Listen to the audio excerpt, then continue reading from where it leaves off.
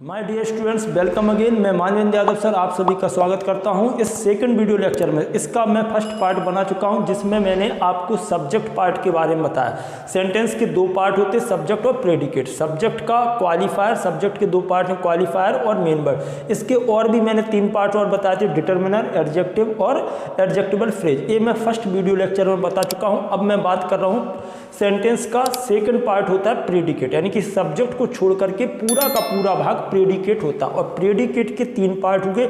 सबसे पहला verb. Verb के दो पार्ट होते हैं, हेल्पिंग वर्ब और मेन वर्ब, यानी कि वर्ब कितने प्रकार के होते हैं, दो, हेल्पिंग वर्ब और मेन वर्ब। दूसरा क्या है, ऑब्जेक्ट। ऑब्जेक्ट में भी दो पार्ट है, डायरेक्ट ऑब्जेक्ट और इनडायरेक्ट ऑब्जेक्ट। ऑब्जेक्ट भी दो प्रकार के होते हैं, अभी मैं इसको ही बता रहा हूँ, सारी चीज़ों को भी अब समझाएंगे। कॉम्प्लीमेंट। कॉम्प्लीमेंट के दो पार्ट हैं, सब्जेक्ट कॉम्प्लीमेंट, ऑब्जेक्ट कॉम्प्लीमेंट। ये होते क्या है, इनकी डेफिनेशन क्या है, एग्जाम्पल से हम इन चीज़ों को समझते हैं।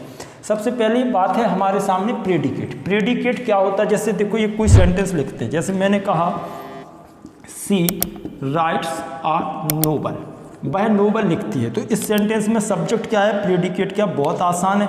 इसमें सी क्या होगा, सब्जेक्ट होगा। ये पूरा पार्ट सब्जेक्ट। सब्जेक्ट को छोड़ करके पूरा का पूरा भाग प्रेडिकेट होता। तो इसमें तो बड़ा आसान है, आपने आसानी से बता दिया।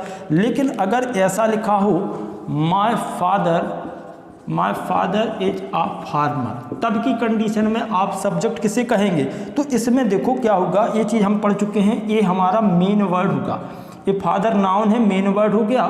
और इसमें ये माय क्या है, डिटर्मिनर है। लेकिन अगर हम नाउन के पहले एक ही शब्द है तो इसी को हम क्वालिफायर कहते हैं। ये इसको क्वालिफाई कर रहा फादर को। फादर किसके, मेरे पप्पा है, ये किसी और के नहीं हो सकते, ये माय आ गया, ये डिटर्मिनर होता है। लेकिन अगर वर्ड के पहले एक ही शब्द तो इसी को आप क्वालिफायर भी कहते हैं। और ये पूरा का पूरा शब्द माय फादर, ये सेंटेंस में सब्जेक्ट हो गया। अब सब्जेक्ट यहाँ तक हो गया और ये पार्ट होगा प्रेडिकेट। इसको आपने कहा प्रेडिकेट। तो इसमें देखो सब्जेक्ट के पहले थ्री वर्ड्स आ गए। यहाँ पर ब्यूटीफुल गर्ल, तो गर्ल की बात की, ये गर्ल नाउन है और नाउन से पहले क्वालिफायर और डिटर्मिनर हमें देखने को मिलेगा। तो ये होगा हमारे सेंटेंस में मेन वर्ड। ये मेन वर्ड गर्ल की क्वालिटी को बता रहा है, इसलिए इसको हमने क्वालिफायर बोल दिया। ठीक है, इसको आप एडजेक्टिव भी कह सकते हो, एडजेक्टिव बोल सकते हो। और यहाँ पर ये डिटर्मिनर होगा। किस तरीके का डिटर्मिनर है, ये हम फर्स्ट वीडियो में बता चुके हैं, ये डिटर्मिनर होगा। और यहाँ से अ ब्यूटीफुल गर्ल, पूरा का पूरा सेंटेंस में सब्जेक्ट होगा। और सब्जेक्ट को छोड़ करके पूरा का पूरा पार्ट क्या होता, प्रेडिकेट होता। इस चीज़ को आप यहाँ देखें, डेफिनेशन में क्या लिखा, a predicate is the part of a sentence. Predicate क्या होता है, सेंटेंस में कैसा पार्ट होता है। और क्लॉज हो सकता है ये, दैट टेल्स अस, जो हमें बताता व्हाट द सब्जेक्ट इज और डूइंग। सब्जेक्ट क्या है और क्या कर रहा है, यानी कि सब्जेक्ट कर क्या रहा। ब्यूटीफुल गर्ल क्या कर रही है, is jumping in the ground, ground में जंपिंग कर रही, तो ये प्रेडिकेट हो गया। प्रेडिकेट के बाद वर्ब की बात आती है। तो वर्ब क्या होती है ये समझते हैं। अब हम बात करते हैं वर्ब क्या होती है। सबसे पहले वर्ब को सही से बोलना सीखो। वर्ब है, नॉट वर्ब। कुछ बच्चे वर्ब बोल देते हैं, तो ज़्यादा जोर मत देना, नहीं तो तुम्हारा थूक निकल आएगा। चलो बात करते हैं वर्ब। वर्ब कितने प्रकार की होती है, दो, हेल्पिंग वर्ब और मेन वर्ब। लेकिन इससे पहले ये तो समझ लें कि रियल में वर्ब होती क्या। जैसे मैंने यहाँ पर लिखा इज, आप इज को देख करके तुरंत बोल दोगे कि सर ये तो प्रेजेंट की बात है। जैसे आपने बॉज देखा, बॉज देख करके आपने कहा पास्ट की बात कर रहे हो सर। और यहाँ पर मैंने जैसे बिल या सेल लिखा तो आपने कहा कि सर ये तो फ्यूचर की बात है। अगर मैं ऐसे लिख देता, बेंट लिख देता, या फिर मैं गोज लिख देता, तो आप गोज देख करके कहते प्रेजेंट है और बेंट देख करके कहते पास्ट है। इसका मतलब क्या होगा कि आपने वर्ब को देख करके तुरंत बता दिया, टेंस बता दिया। और हम पूरी जिंदगी भर सिर्फ तीन तरीके की ही बातें करते हैं, या तो प्रेजेंट में, पास्ट में या फ्यूचर। इसके अलावा कोई और तीसरी बात होती ही नहीं है। तो आपने यहाँ इज को देख करके प्रेजेंट, बॉज देख कर पास्ट, बिल देख करके फ्यूचर, बेंट देख करके पास्ट इंडेफिनिट, गोज देख करके फिर से प्रेजेंट, यानी कि वर्ब क्या है, जो हमें टेंस को बताती है, उसको हम वर्ब कहते हैं। जरा डेफिनेशन को देखते हैं, क्या बात लिखी है। Verb is a word that denotes tense. Verb एक ऐसा वर्ड होता है जो हमें टेंस बताता। बोलो मेरे प्यारे स्टूडेंट्स, क्लियर हुआ कि नहीं। वर्ब क्या है, जो हमें टेंस को बताती है, उसको हम वर्ब कहते हैं। कोई भी सेंटेंस लिख लो, जैसे आपने यहाँ पर मान चलो एग्जाम्पल लिखा, my father is writing a letter, तो इसको देख करके आपने क्या कहा, प्रेजेंट कंटिन्यूअस टेंस कहा। अगर हम यहाँ पर वॉज कर देते, आप क्या कहते, पास्ट कंटिन्यूअस। और अगर हम यहाँ पर बोलते बिल भी, तो आप कहते फ्यूचर कंटिन्यूस, यानी कि वर्ब क्या बताती है, हमें टेंस को बताती है वर्ब। तो ये तो हुई हेल्पिंग वर्ब है। अब मेन वर्ब की बात करें तो मेन वर्ब में एक कहानी और समझ लो। मेन वर्ब टोटल होती है 5, फर्स्ट, सेकंड, थर्ड, फोर्थ, सभी को पता है 5 होती हैं। जैसे देखो, सबसे पहले आपने लिखा गो, फिर आप लिखेंगे सेकंड फॉर्म इसकी वेंट, थर्ड फॉर्म गॉन। किस पार्ट क्या है, ये गो, फर्स्ट फॉर्म में आईएनजी। फिफ्थ क्या है, जो आप प्रेजेंट इंडेफिनिट में यूज करते हैं, गोज, यानी कि एस या ईएस फॉर्म। ऐसे अगर आपने लिखा राइट तो यहाँ पर रोट, रिटन, और यहाँ पर राइटिंग, और ये हो गया राइट्स। तो मेन वर्ब को 5 पार्ट्स में डिवाइड कर सकते हैं, इससे ज़्यादा आप बिल्कुल नहीं कर सकते। फोर्थ पार्ट क्या है, आईएनजी फॉर्म है, और फिफ्थ कोई अलग से नहीं है। जो प्रेजेंट इंडेफिनिट टेंस में हम सिंगुलर सब्जेक्ट के साथ एस या एस लगाते हैं। अब हम समझते हैं कॉम्प्लीमेंट। जैसे मैंने कहा राम इज अ डॉक्टर, तो आप में से बहुत सारे बच्चे जब पूछा जाता है कि बताओ इसमें डॉक्टर क्या है, तो फटाफट बोल देते ऑब्जेक्ट। देखो, राम होगा सब्जेक्ट। मैंने आपको क्या बताया था, सब्जेक्ट क्या होता, सब्जेक्ट इज अ नाउन और pronoun that is talked about, जिसकी हम बात करते वो सब्जेक्ट होता, ना कि जो काम करता। काम करने वाला डूअर होता, यानी कि डूअर इज अ नाउन और pronoun that does the action, जो एक्शन को करे, काम को करे, वो डूअर। जो जिसके बारे में हम बात करें वो सब्जेक्ट। तो यहाँ पर राम डॉक्टर है, क्या मुझे बताओ डॉक्टर होना काम है? नहीं, तो ये डॉक्टर होना काम नहीं है। इसमें इज क्या होगा, इसमें इज को आप ओनली वर्ब कहें, ये नॉन एक्शन वर्ब है, कोई एक्शन नहीं कर रहे, इसके बाद कोई मेन वर्ब नहीं, ये मेन वर्ब की तरह कंसीडर की जा सकती। और यहाँ पर ये जो लिखा डॉक्टर, ये रियल में कुछ और नहीं, कॉम्प्लीमेंट ही है, इसको ऑब्जेक्ट नहीं कह सकते। ऑब्जेक्ट के प्लेस पर लिखा होगा नाउन, हमेशा कॉम्प्लीमेंट होता है, या आप ये कहें नॉन एक्शन वर्ब के बाद लिखा होगा जो भी पार्ट है, जो भी है, चाहे वो नाउन हो या जो कुछ भी लिखा, वो कॉम्प्लीमेंट ही होगा। तो यहाँ पर होगा कॉम्प्लीमेंट। जैसे एक और एग्जाम्पल लिख रहा है, राम कॉल्ड, ऐसा लिख लेते हैं, राम कॉल्ड मी आ फूल। अब यहाँ देखो, इसमें क्या होगा, राम, यहाँ पर, यहाँ कॉल्ड देखो एक्शन वर्ब आ गई, तो यहाँ राम होगा सेंटेंस में सब्जेक्ट, और कॉल्ड आपने क्या हुआ, ये मेन वर्ब हो गया, मी ऑब्जेक्ट है, मी ऑब्जेक्ट हुआ, और आ फूल क्या है, ये आपका कॉम्प्लीमेंट है। अब कॉम्प्लीमेंट में भी तो 2 प्रकार की कॉम्प्लीमेंट है, एक सब्जेक्ट कॉम्प्लीमेंट और ऑब्जेक्ट कॉम्प्लीमेंट। तो देखो यहाँ पर क्या कहा, राम कॉल्ड मी अ फूल, राम ने मुझे फूल कहा, तो राम फूल नहीं है, मैं मुझे फूल कहा, यानी कि ये ऑब्जेक्ट के बारे में बता रहा, तो आप इसको कह देंगे ऑब्जेक्ट कॉम्प्लीमेंट। अब अगर हम सब्जेक्ट कॉम्प्लीमेंट की बात करें, अगर मैं इतना लिख देता राम इज फूल, तो इसमें देखो जरा, आपको पूरी कहानी समझ में आ गई। राम क्या है, सब्जेक्ट है सेंटेंस में, सब्जेक्ट इज आपका नॉन एक्शन वर्ब, इसलिए वर्ब कहा, फूल यहाँ पर कॉम्प्लीमेंट होगा। तो सब्जेक्ट कॉम्प्लीमेंट होगा ये क्यों, क्योंकि यहाँ देखो राम के बारे में बात कर रहा है, राम के बारे में बात कर रहा, तो ये हो गया सब्जेक्ट कॉम्प्लीमेंट हो गया। कॉम्प्लीमेंट की डेफिनेशन देख सकते हैं, कॉम्प्लीमेंट इज अ नाउन और pronoun that is written after a non action verb. देखो यहाँ पर ये नॉन एक्शन वर्ब के बाद लिखा, लेकिन अगर कभी मेन वर्ब आ जाएगी तो उसमें वो क्या होगा, ऑब्जेक्ट कॉम्प्लीमेंट बन जाएगा, क्योंकि वो ऑब्जेक्ट के बारे में बात कर रहा, तो ऑब्जेक्ट कॉम्प्लीमेंट। और यहाँ पर देखो सब्जेक्ट के बारे में बात हो रहा, Ram is a doctor, doctor कौन है, राम, तो ये कॉम्प्लीमेंट अकेला कह दो, या फिर अगर सब्जेक्ट की बात करें तो ये सब्जेक्ट कॉम्प्लीमेंट होगा। तो आपको एक कॉम्प्लीमेंट की डेफिनेशन क्लियर हो, नहीं सब्जेक्ट कॉम्प्लीमेंट, कॉम्प्लीमेंट क्या है इसकी मैं डेफिनेशन लिख दे रहा हूं, ऑब्जेक्ट कॉम्प्लीमेंट आप अपने आप बना लेना। सब्जेक्ट कॉम्प्लीमेंट, सब्जेक्ट कॉम्प्लीमेंट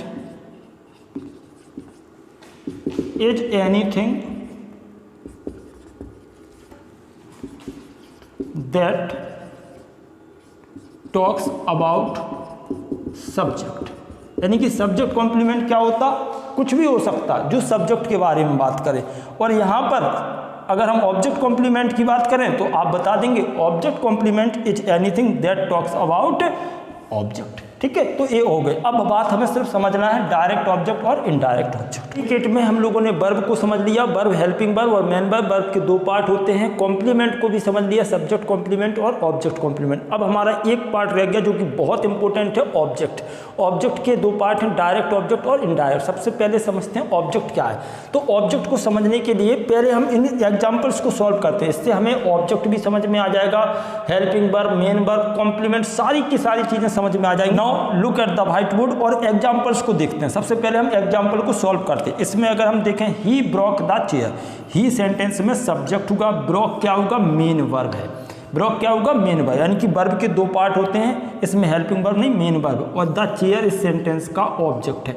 अब आप कहोगे सर ये कौन सा ऑब्जेक्ट है, डायरेक्ट और इनडायरेक्ट ऑब्जेक्ट है। तो एक बात हमेशा याद रखना, अकेला ऑब्जेक्ट हमेशा डायरेक्ट ऑब्जेक्ट होता है, उसको लिखने की जरूरत नहीं है, एक ओनली आप ऑब्जेक्ट लिख दो।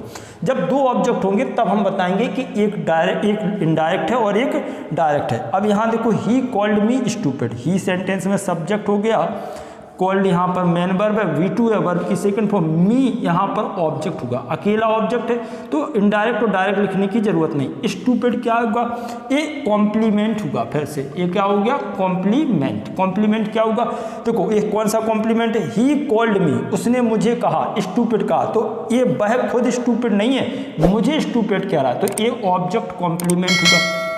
नेक्स्ट लिखा सी गेव मी आ लेटर।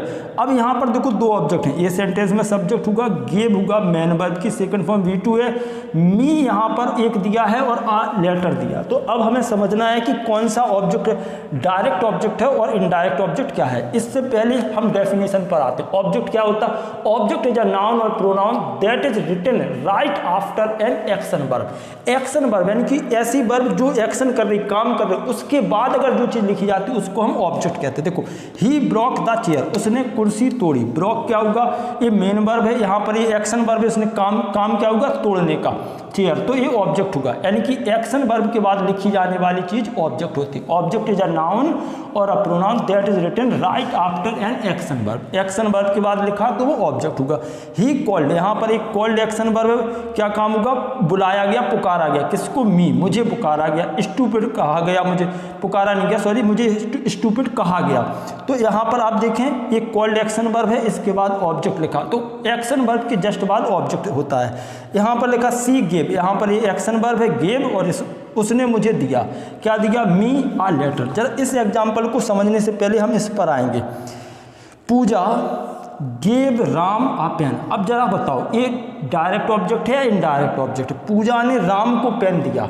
अब बताओ पूजा, अगर हम इसमें पेन को ना बोले यानी कि इस पेन को लिखे ना तो क्या होगा, पूजा गेव राम, पूजा ने राम दिया। क्या पूजा राम दे सकती, कोई लड़की राम दे सकती? अगर ऐसा होता तो आप पूजा के पास जाते, कह देते राम दे दो, श्याम दे दो, आज के लिए मुझे उसके पप्पा दे दो, ये दे दो, वो दे दो, मिल जाए। कोई व्यक्ति किसी इंसान को नहीं दे सकता। यानी कि ये जो सेंटेंस में होगा ये रियल में क्या होगा, इनडायरेक्ट ऑब्जेक्ट होगा।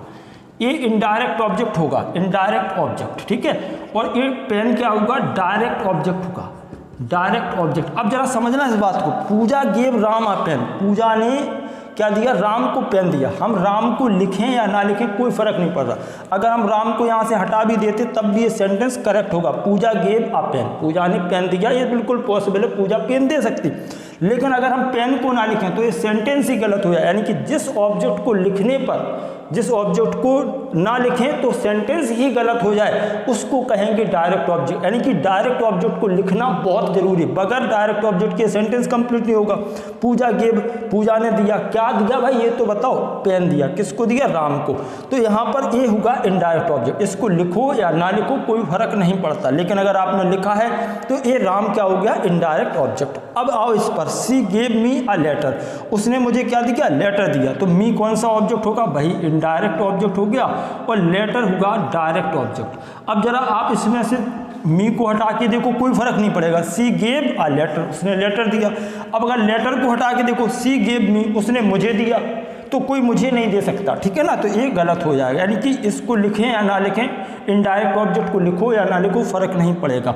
अब इसी के हिसाब से डेफिनेशन देखो, डायरेक्ट ऑब्जेक्ट क्या होता, direct object is a noun और a pronoun that makes the verb complete, जो वर्ब को कंप्लीट बनाता है उसको हम बोलते हैं डायरेक्ट ऑब्जेक्ट। डायरेक्ट ऑब्जेक्ट क्या होता है, indirect object is a noun और pronoun that does not receive direct effect of the verb, verb के डायरेक्ट इफेक्ट को रिसीव नहीं करता, उसको हम बोलते हैं इनडायरेक्ट ऑब्जेक्ट। यानी कि इसको लिखो या ना लिखो कोई फर्क नहीं पड़ रहा। अब यहाँ पर एक क्वेश्चन दिया, आई एम अ टीचर, तो आई यहाँ पर सब्जेक्ट होगा, एम यहाँ पर नॉन एक्शन वर्ब है, और टीचर होगा कॉम्प्लीमेंट। इसको हम समझ चुके थे, ठीक है। अब अगर हम इसमें देखें, the boys elected him captain, the boys पूरा का पूरा सब्जेक्ट होगा, ठीक है, पूरा सब्जेक्ट होगा। अब अगर उसको और डिफाइन कर दोगे, ज़्यादा डिस्क्राइब करोगे, तो बॉयज मेन वर्ड होगा, द आपका क्वालिफायर हो जाएगा। इलेक्टेड सेंटेंस में मेन वर्ब की सेकंड फॉर्म पर, लेकिन है तो ये पूरा सब्जेक्ट, ये मेन वर्ब की सेकंड फॉर्म और मेन वर्ब के बाद लिखा होगा क्या होता है, ऑब्जेक्ट। अब यहाँ पर दो बातें लिखी हैं, हिम और कैप्टन। तो बॉयज ने इलेक्ट किया किसको, द बॉयज इलेक्टेड हिम को इलेक्ट नहीं किया, कैप्टन को इलेक्ट किया, तो कैप्टन लिखना जरूरी है। तो यहाँ पर ये होगा डायरेक्ट ऑब्जेक्ट और ये होगा इनडायरेक्ट ऑब्जेक्ट। अब मुझे बताओ प्रेडिकेट का ये पार्ट बहुत अच्छे से आप लोगों को समझ में आ गया? अगर बहुत अच्छे से समझ में आ गया तो वीडियो को फटाफट से लाइक शेयर कमेंट कर दीजिए, और अगर आपने अभी तक चैनल को सब्सक्राइब नहीं किया तो खुद भी चैनल को सब्सक्राइब करिए और अपने दोस्तों को, भाइयों को, सबको बताइए कि ये चैनल सबसे बेस्ट चैनल है। यहाँ पर आपको पूरा कंटेंट मिलता है, चाहे एकेडमिक की बात करूँ, चाहे कॉम्पिटिटिव एग्जामिनेशन की, और साथ ही साथ इंग्लिश स्पोकन के भी वीडियोज में डालता रहे। थैंक यू सो मच, मिलते हैं नेक्स्ट वीडियो।